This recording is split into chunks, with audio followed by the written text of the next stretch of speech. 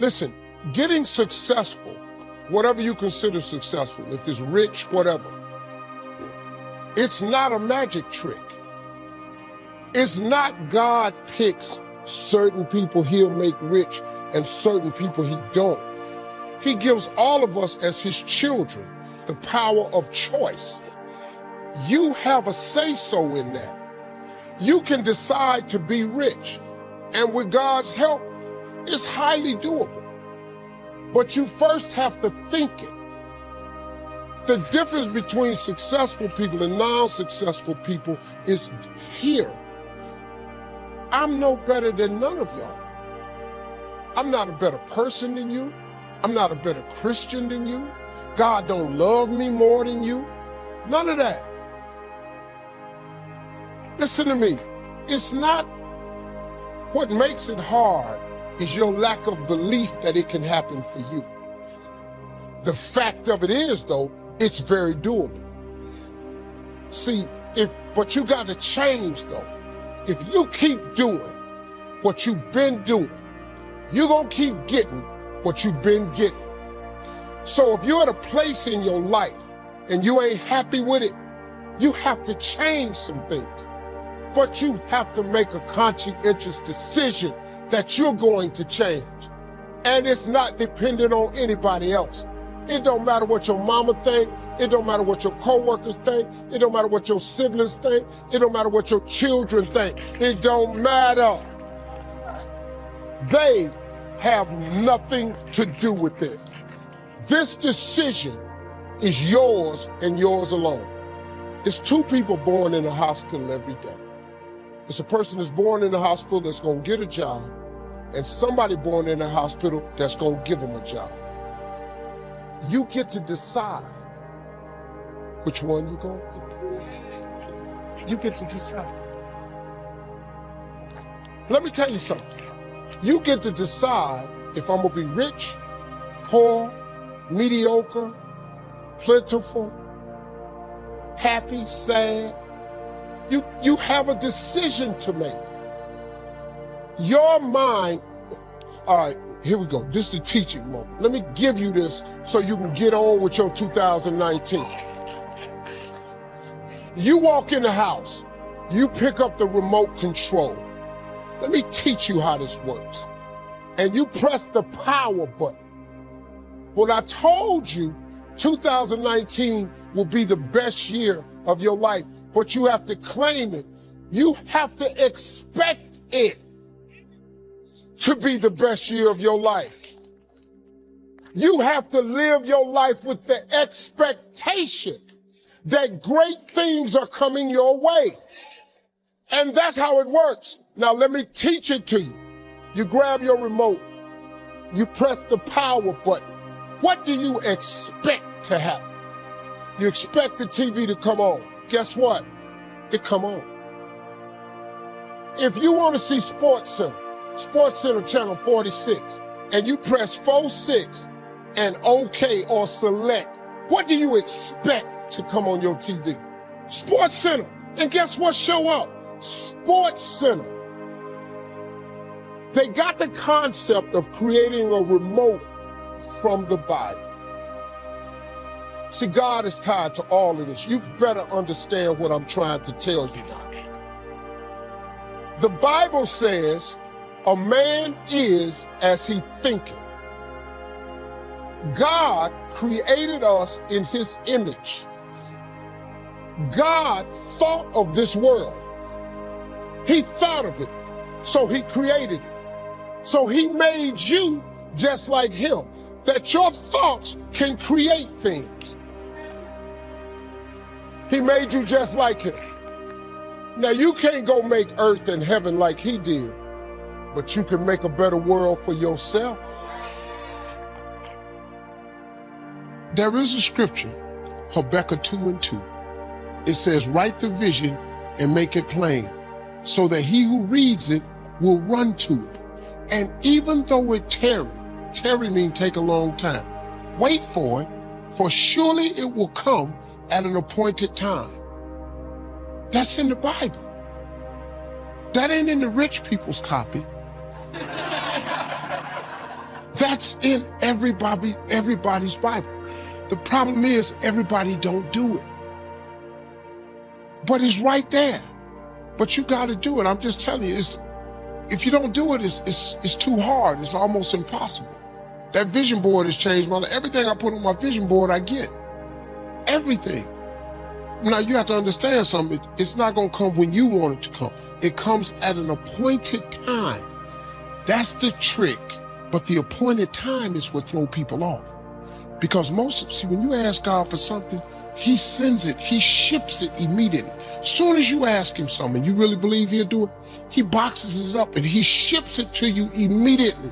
The problem with the package is he never gives you the date that the package is going to arrive. He doesn't do that. He doesn't do that. Because if he told you the date that the package would arrive, it would destroy the requirement he has of all of us, which is faith. Faith is the belief in things that you cannot see. So if you ask God for $1 million and he tell you, I'm gonna give it to you in March of 2020, you wouldn't need no faith. You'd be talking to people crazy because you know in 2020, I'm finna be a millionaire. But he sent $1 million as soon as you ask for it. But it's going to come at an appointed time. The problem is people stop waiting on the package. Then when it get to you, because he delivers only to Faith Street, when he delivers to you on Faith Street, but you done stepped off of Faith Street, you over here on I don't see how circle. He don't ship there. Instead of staying on Faith Street, you done stepped over here to I don't believe it Boulevard, or it took too long Avenue. Then the package come to Faith Street. It's just like the post office and FedEx. If you ain't there to receive it, it gotta go back. That's how it works, man. You have control of this. This belongs to you. This is yours. You're the captain, you're the master, you're the foreman, you're the general, you're the head. Don't give control of this to nobody, especially the devil. Do not let Satan come in here and function and operate, because he has one mission: to keep you off course, to make you not think it's possible, to make you think that God don't hear you. His job is only to destroy you, to make sure that you don't become what God intended for you to become. That's the mission of the devil. Now, if you don't believe in the devil, this conversation ain't for you. If you don't believe in God, this conversation ain't for you. I'm not talking to you. I'm talking to people who are spiritually based. If you get control of this, that's why I'm telling you these two books. And look, the best book you can read is the Bible. If you read the book of Proverbs over and over and over, it's the book of wisdom and understanding. It would really help your life if you just read. Now, I'm gonna be honest with you. That's the only book in the Bible I've read cover to cover. I've only read the book of Proverbs. I've read some scriptures every now and then. I only know 5 or 6 scriptures by heart. I'm just gonna be real with you. But I've memorized them 5 or 6 scriptures, and them 5 or 6 got me here today. I know a lot of people that know the Bible inside out ain't got nothing to show for it. You know why? Because they memorized it, but they didn't apply it. I have applied 6 scriptures to change my life. But these books that I told you about, The Power of Positive Thinking by Norman Vincent Peale and The Magic of Thinking Big by David Schwartz, you know what it does? It just teaches you how this works. Once you get this, y'all, you can change everything. Do you understand? Negativity, let me just give you this and I'm gonna walk away. Negativity, you can protect yourself from negativity. And that's what stops most people, negative thoughts. You can coat your mind from negativity. It's a real simple exercise to do. I do it every morning before I walk out the door. So I walk out as a positive person. You know, I get tired sometimes. That's different from being negative. because I get mentally drained from my job at times. But to coach your mind from negativity, the way you can put a coating around your mind is with one simple thing: gratitude. Gratitude erases negativity. I'm gonna show you how this works. If you wake up in the morning and you start having negative thoughts, man, this ain't my day. I woke up on the wrong side of the bed. I'm tripping, I just don't feel myself. Every time you feel in the middle of the day, if you feel yourself doing that, stop, just stop for a second and start going over in your mind everything you have to be grateful for. Not everything you want, everything you already have, because what you have is substantial. You just haven't gone over the list and taken inventory in a long time. But the fact that you can walk, that's a blessing. The fact that you woke up, that's another blessing. The fact that you can see, think, reason, that's another blessing. The fact that you can go somewhere and get yourself something to eat, that's another blessing. The fact that you can go and turn the key and call someplace home, that's another blessing. The ability to dream is a blessing. The fact that you have an opportunity to get it right is another blessing. The fact that you're beautiful, that's another blessing. The fact that you have any measure of health, that's another blessing. And I'm just talking to you, I don't even know you. I could give you 50 things you ought to be grateful for right now. I don't even know you. Start coating your mind with gratitude. It'll change everything for you. God is good, man. You ought to give him a chance to work in your life. Thank y'all for coming.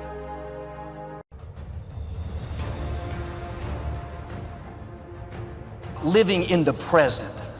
So often our mind is either in the past, focused on what didn't work out, who did us wrong, mistakes we've made, or it's in the future, thinking about our goals, worried about our finances. What if my health doesn't improve?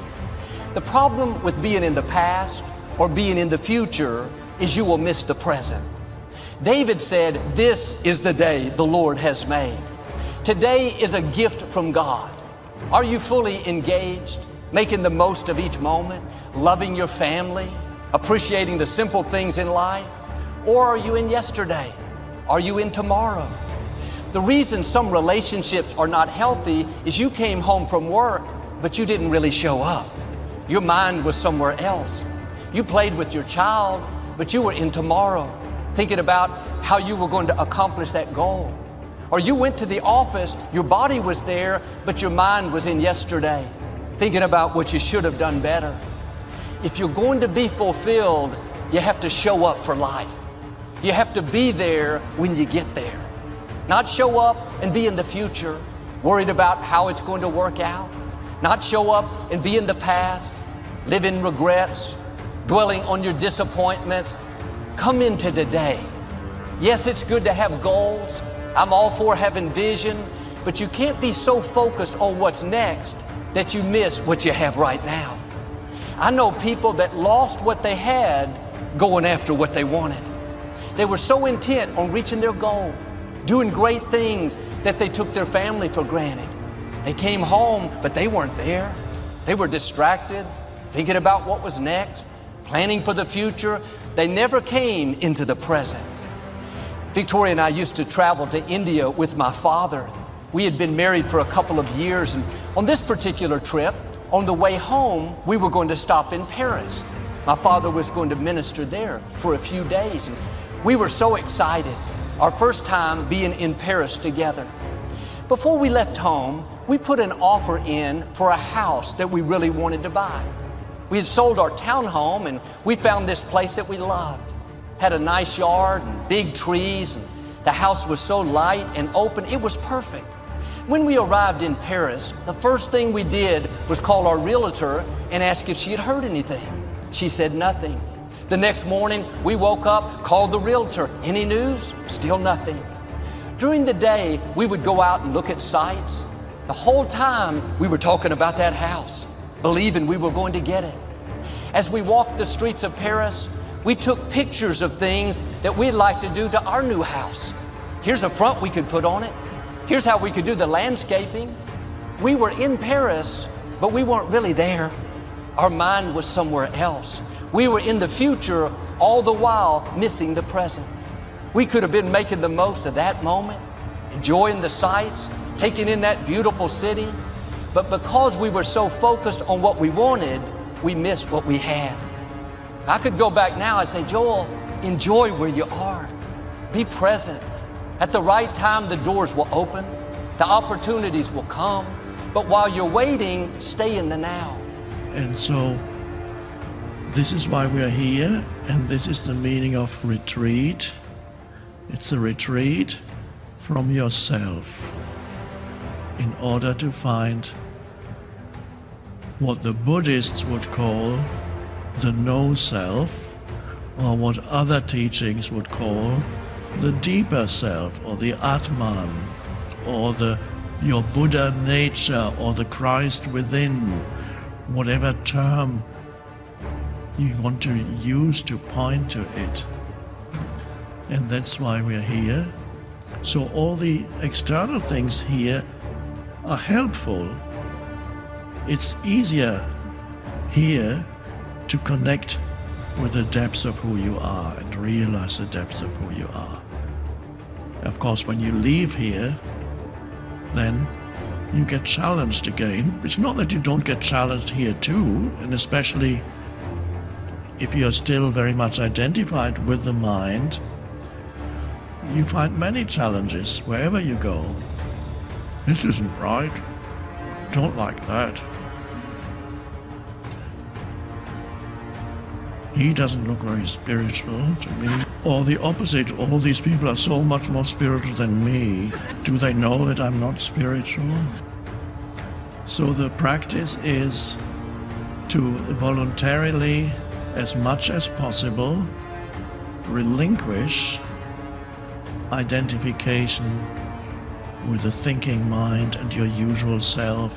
And what very much helps with that is just as much as you can. Don't walk around as a heavy personality and person with it. No, walk around as a light, as a field of conscious perception, and like a little child that goes and look at everything. In other words, presence practice. Here, it's more easier than in your usual surroundings.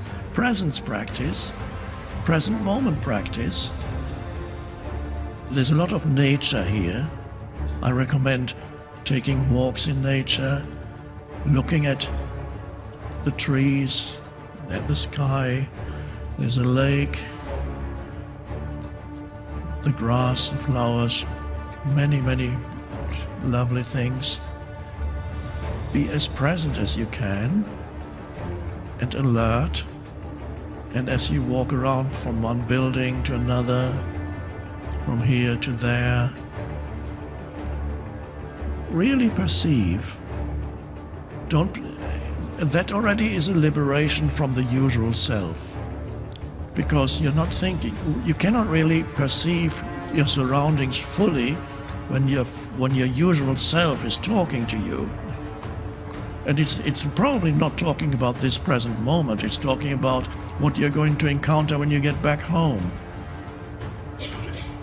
or what happened last week, or it's doubting that being here is actually a good thing, or it's criticizing something that shouldn't really be here, but it's here. You don't want to, because that's not a retreat. You haven't really retreated. You've retreated on the external level, but you have not used this opportunity to retreat from your usual self, your usual mind. Paying attention is being present, and it's a skill, just like golf or tennis. The more you practice it, the better you get at it. And you know when someone's present with you in your life because they're paying attention to you. And you know when they're not present with you because they're not paying attention to you. So now, what's the relevance of that? Well, there's an intelligence that's giving you life that's always present. And many people don't take the time to connect to it by being present, right? So if where you place your attention is where you place your energy, and all of your attention is in the present moment, you got a lot of energy in the present moment. Now think about this. When I talk about being present, I'm saying that once you fall into the generous present moment, according to the quantum model of reality, All possibilities exist in the eternal now. So most people, they wake up in the morning, they come back to their senses. Your brain is a record of the past. It's an artifact. It's a circuits of everything you've learned and experienced to this moment. So people wake up in the morning and they think about their problems. Those problems are connected to certain people, certain things at certain times and places. The moment they start thinking about the problems, they're turning on the circuits from the past. They're memories. All those memories are connected to emotions, because emotions are the end product of past experiences. So that problem has the feeling of disgust, frustration, anger, judgment, hatred. And if how you think and how you feel creates your state of being, and thoughts are the language of the brain and feelings are the language of the body, that person's entire state of being is in the familiar past. And when you're in the familiar past, you crave the predictable future. So then what happens next? They come back to their senses, they sit up, they check their cell phone, they do their WhatsApp, they do their Twitter, they do their text, they do Facebook, they take a picture of their feet, they post it on Facebook, they tweet something, they check one email, they check another email, they check the news, and now their entire brain is connected to everything known in their life. Then they stand up and they go through a series of routine behaviors. They use the toilet, they go to the kitchen, have a cup of coffee or a cup of tea, they go in the shower, they wash themselves the same way, they put on the same clothes, they walk out to the kitchen, they eat cereal with the same spoon, facing the same direction, they drive to work the same way, they do the same things, see the same people, and push the same emotional buttons, and they do this every day. So now their body is programmed into a predictable future based on what they did in their past, and they lost their free will to a program. And so now, if you're not getting up in the morning being defined by a vision of the future, then you'll be predictable in your life. You're left with the old memories of your past. So then, as I said, the stronger the emotion that you have some problem or person in your present reality, the more you're going to pay attention to that person or problem. And if where you place your attention is where you place your energy, all of your energy and your attention is going to all these different people and problems and places. And now, every one of those people and problems and places has a neurological network in your brain.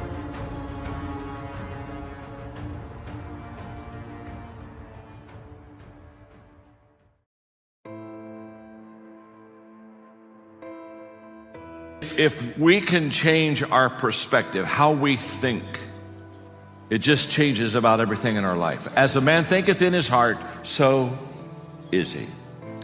And we're going to talk about perspective. We're going to talk about perspective about possessions today, which is a tremendous principle also that I'm going to share. But outside of sharing my faith, which I try to do every day and just love to do, outside of sharing my faith, if you and I sat down around the table, just the two of us, one-on-one, okay? Just a one-on-one conversation. And you would look at me and say, John, what is the thing that you would say to me that would best improve my life? I would talk to you about how you think, how I think, our perspective. In fact, I put in our lesson today some perspective principles that I just think are huge. And let me just give them to you real quick, okay? You ready? Let's go. First of all, how we view things determines how we do things.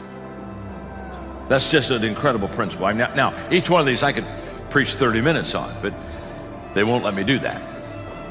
But how I view things determines exactly. So if I view things in a perspective of wanting to serve with excellence, guess what I'll do? I'll serve with excellence. If I view things in a very kind of a average way, then I'll put average into that endeavor. So how I view things is how I do things. Let me give you another perspective principle that's just huge too, and that is what you see is who you will be. And we see things not as they are, we see things as we are. That's why two people can be in the same situation, same experience, same place, and see things completely different than anyone else. So what is before you isn't what you see, who you are is what you see. This third one is just amazing. Whenever I do conferences on how to create positive change in organizations or in people's lives, this is kind of a cornerstone of that thinking. And so let me give that to you, and that is that when we change the way we look at things, the things that we look at change. I mean, I'm always interested in people who say, you know what, gosh, John, I just want to change my spouse. Good luck. My name is John, I'm your friend. Let me tell you a better way to get on with that, and that is change the way that you see that your spouse. Then all of a sudden, everything begins to turn. These perspective principles I'm giving you, they'll just change your life. And I know that as I'm getting ready to teach on possessions, I know that you don't need it because you already have an awesome perspective. But aren't you glad I'm teaching this lesson for the person on your left today? Huh? Aren't you glad? Between you and me, I know that's why you brought them here today. So just look at them and say, this is good for you. Go ahead and tell them that. This is good for you. Some of you are enjoying that way too much. I mean, some of you are saying, oh, this is my chance. I've been waiting for this for a long time. Let me tell you all about this. Okay. Let me give you one more perspective, just principle that's just huge, and that is what I believe about life determines how I perceive life, which determines what I receive from life. If you're not paying attention to what I'm saying, would you know what I'm talking about? No. That's so with every aspect of life, isn't it? If you're not paying attention to it, you don't know what you're eating, you don't know what you're breathing, you don't know what's happening. Most people will not notice the fragrance of the flowers or anything, they're just walking through like rocks. Or let me say a bull, because they want to, a bull is worshipped in the stock market. It's an evolutionary fallback. If you walk like a bull or a bear, it's an evolutionary fallback. You evolved to be a human being, taking millions of years, now you don't want to fall back. To be human means, what is unique about a human being is, we do the same things what the other animals do.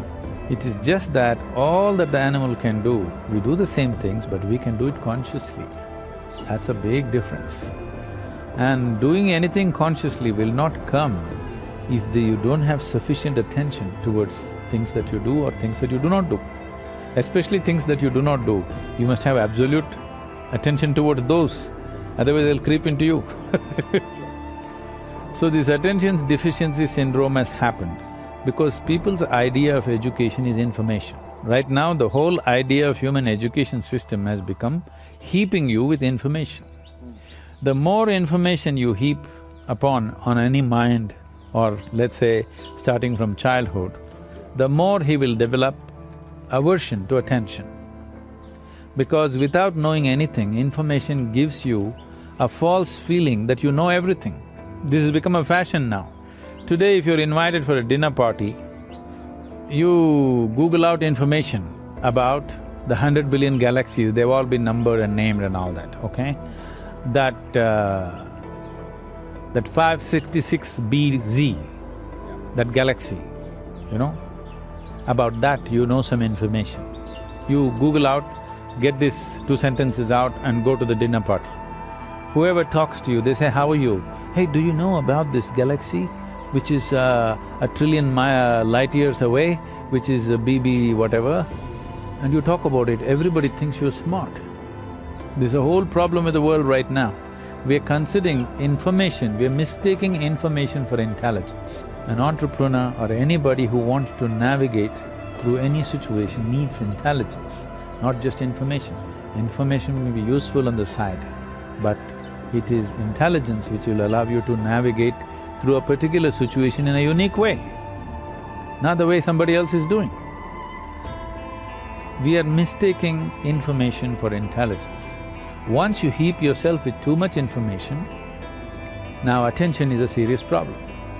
Once you have no attention, once you have no ability to hold your attention, you have lost your ability to access your intelligence also. You will just churn out the information from memory. Because happiness does not ultimately derive from this world.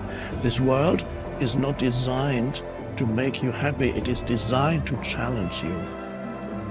And if you believe that this world is designed to make you happy, then you're going to get very angry because as the years pass in your life, you realize, why isn't my life working? Why is this reality seems to be always throwing obstacles in my path? But the moment I say, oh, it's okay now, this problem has been solved, another one pops up from behind you. And so you have these areas of your life, the main areas being your physical health, your financial situation, your living situation, your professional situation, your relationship situation. And one of these areas usually develops problems. So you solve a problem in your financial area, and then pops up a relationship problem. You solve the relationship problem, suddenly you have a health problem. It's interesting that you're constantly being challenged, and you might have noticed one of the greatest sources of challenges are human beings, because humans are incredibly challenging. And although humans look to humans often for some ultimate fulfillment through other humans, more often what they find through other humans is that other humans turn out to be a source of suffering. And that is because you're stuck in the egoic mind, and the egoic mind has certain expectations of the world, which includes whatever you experience in this world, has certain expectations that the world cannot meet. But if you believe that the world should, then that is a delusional reality that you will be continuously unhappy. The world continues to challenge you, but you believe the world is here to make you happy. That's a terrible dilemma. So it means all your expectations are delusory, but you don't know it, and that creates an enormous amount of suffering. Because then every challenge that you encounter in this world, and they come one after another, every challenge that you encounter in this world, you then, because of that underlying expectation that something is wrong when you're being challenged, every challenge is then turned into unhappiness. There's a big difference between a challenge and unhappiness. So when you have delusory expectations of the world, then the world will make you unhappy and not happy, but you continue to believe that something has gone fundamentally wrong in your life, because life does not leave you alone. And you want some peace, you want you want the sense of, I've arrived, this is it. And occasionally it comes, but it never lasts for very long. So that's the dilemma. The underlying state of ignorance, not knowing that the function of this world is to challenge you, because only by challenging you does it provide the necessary incentive to awaken you.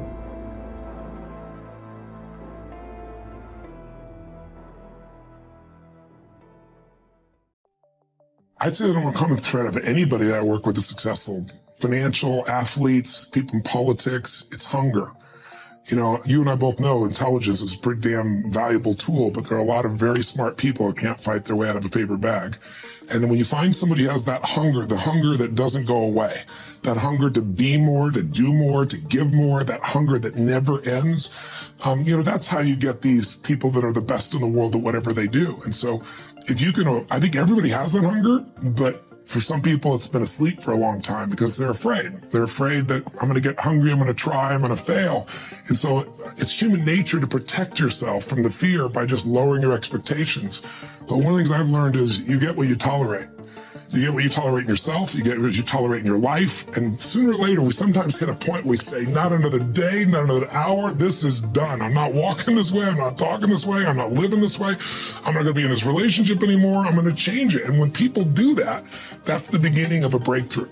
Everything in my world is based on coming up with the outcome that will serve and then going at it, but most of the time your approach going at it doesn't work. No one else knows that, but you can see it doesn't work, so it's constantly changing your approach until you can get where you want to go. When I enter an audience and I'm going to give a talk of any sort, I do a huge amount of homework in advance, I prepare, I see who's there, but then when I stand up here, I wouldn't be sitting like this, I'm scanning constantly who I'm looking for that people think it's bullshit. I'm going after the people who got dragged there. I'm not looking for the people clapping for me. You know, those people will always be there, and there's some people who clap even if you're terrible, so you don't want to let other people's view make you feel good. I'm looking for who isn't there so that I can reach them, so I can show them that there's something real here. Because, you know, most people don't know who I am. They'd see, you know, 10,000 people jumping in a stadium and they go, oh, it's just a big motivational pump up. I've never been a motivator. It's never been what I've been about. I think motivation is useful. It's like a warm bath. You should probably take a bath or a shower every day, but you need more than that. You need strategy. But what I really believe is energy. Most of us grew up, and right now, most of you are learning in the traditional style you did even when you were in school. You were trained to go to your seat and be silent and be polite and nice. But the world we live in today isn't like that. The world today, if somebody sits down and waits for someone to tell them what to do, they're in trouble. So my approach is constantly stimulating and seeing what's real, getting people to be raw, and getting to truth. You know, as corny as it is, the truth sets us free, and we all can find our own truth as long as we put ourselves in an environment where we don't tolerate anything less than that. Clarity is the DNA of mastery. So if you look at the titans of business, the true leaders in finance, these people literally will say, look at my charts. If you look at a great military leader, you look at a great athlete, they have such granular, in a world of superficiality, they have shifted to massive granularity so they know in intimate detail exactly what their future timeline will look like. Why? Because clarity breeds and builds and is the DNA of mastery. You want to have a very clear vision of what your future is going to look like. And when you know in intimate detail what your future will look like, then you automatically, subconsciously as well as consciously, can say no to the important. So you say a giant yes to the few things that are most important. You've heard me share this before. Confucius said it so well. The person who chases two rabbits catches neither. And so what I'm encouraging you to do is this exercise before you go to sleep tonight. Let's make this very tactical. I call it the 100-year timeline. On a single page from where you now are, 100 years out into your ideal future. I want you every single milestone on a single line to say, here's where I now am, here's what's going to happen next week, next month, next quarter, next year, 3 years, 5 years, 10 years, 25 years, 50 years, 75 years, 1 year, 100 years, until you have a 100-year timeline. On the other side of the piece of paper with crayons, so you tap into your part of the brain responsible for creativity, your right brain, okay? With crayons, draw out your ideal family life, draw 1 year away, draw out your business life 1 year away, draw out your adventure life 1 year out into the future, draw out your financial life, draw out your material life, literally on a page with crayons, so you're not thinking, because here's I think a needle-moving insight.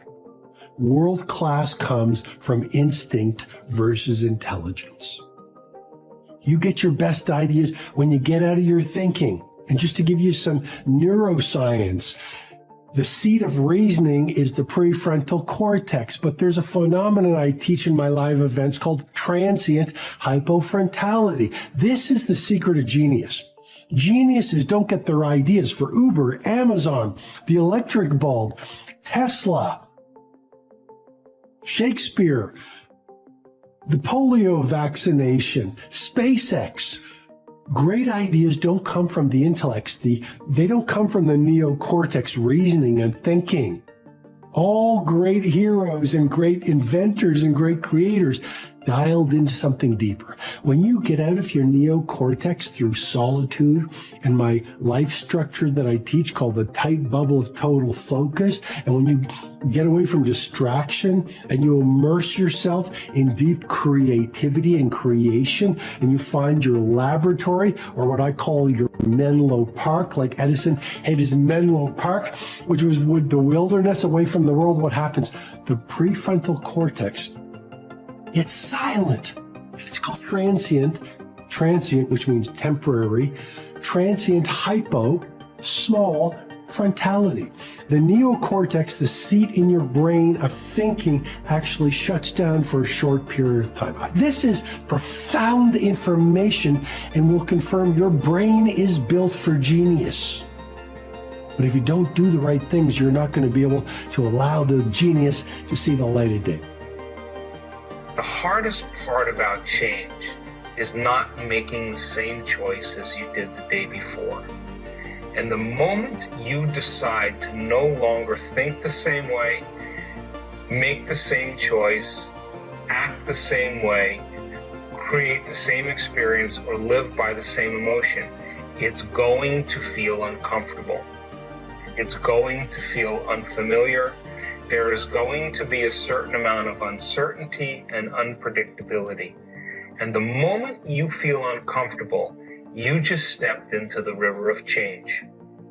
Now, most people, the moment they feel uncomfortable, they return back to the familiar state of the mind and body. They start thinking the same way, acting the same way, feeling the same way, and they say, this feels right. No, in fact, that feels familiar. Now, going from the old self to the new self is the neurological, is the chemical, is the biological, is the hormonal, and even genetic death of the old self. That void, that place of uncertainty, that unknown, is the perfect place to create it. And if you and I can become comfortable in that unknown and begin to decide who we do want to be. In other words, many people say when they're in that unknown, I can't predict my future. This doesn't feel right. Well, the best way to predict your future is to create it, not in the known, but in the unknown.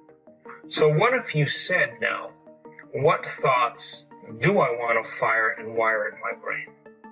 What behaviors do I want to demonstrate? And if you were to close your eyes and begin to think about how you are going to act, the mere act of mentally rehearsing who you're going to be begins to install the neurological circuits in your brain to look like the experience has already occurred. Now, what that means is that the brain is primed in its circuitry to no longer be living in the past, but now living in the future. I think that success is a process. And I believe that my first Easter speech in Kosciuszko Baptist Church at the age of 3.5 was the beginning. And that every other speech, every other book I read, every other time I spoke in public was a building block.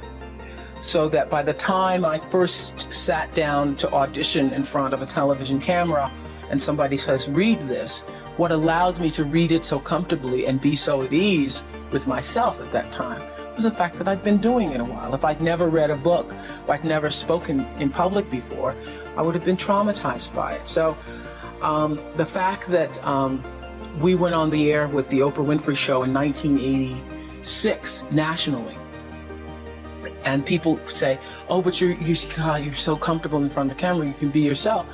Well, it's because I've been being myself since I was 19.